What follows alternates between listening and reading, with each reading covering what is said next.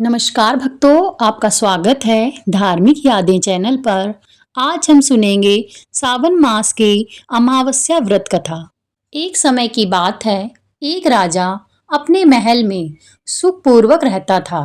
उसकी एक बहू थी जो भगवान भोलेनाथ की भक्त थी और हरियाली अमावस्या का व्रत रखती थी।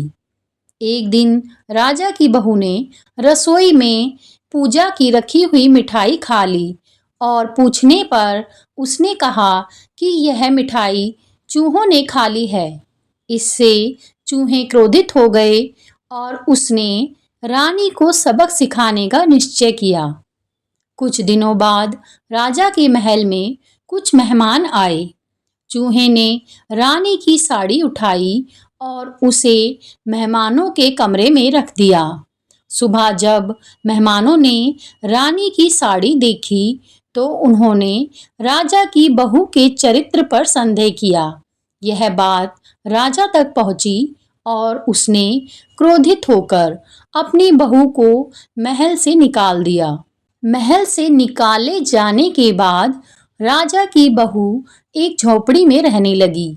वह प्रतिदिन पीपल के वृक्ष के नीचे दीपक जलाती और ज्वार बोती। हरियाली अमावस्या आने पर वह श्रद्धापूर्वक शिवजी की पूजा करती और गुड़धानी का प्रसाद बांटती। इधर राजा की बहू के महल से निकलते ही पूरे राज्य में परेशानियां आने लगी। राजा के हाथी घोड़े मरने लगे और नगर में अकाल पड़ गया। राजा अपनी प्रजा के दुख से बहुत दुखी हुआ। एक दिन राजा शिकार के लिए उसी वन में गया जहां उसकी बहू रहती थी। उसने देखा कि पीपल के पेड़ के नीचे अनेक दीपक जले हुए हैं और उनके पास ज्वार उगी हुई है। राजा को कुछ समझ नहीं आया। राजा ने देखा कि दिए आपस में बातें कर रहे थे।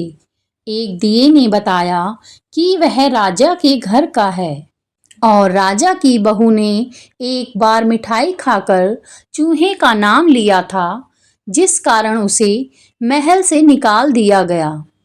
यह सब सुनकर राजा को अपनी गलती का एहसास हुआ।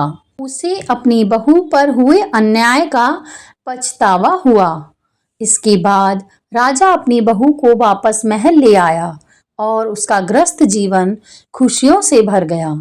यह कथा बताती है कि हरियाली अमावस्या के दिन पीपल और भगवान शिव की पूजा करने से जीवन में सुख, शांति और समृद्धि आती है और किए गए पापों से मुक्ति मिलती है। भोलेनाथ आपकी सभी मनोकामनाएं पूरी करें।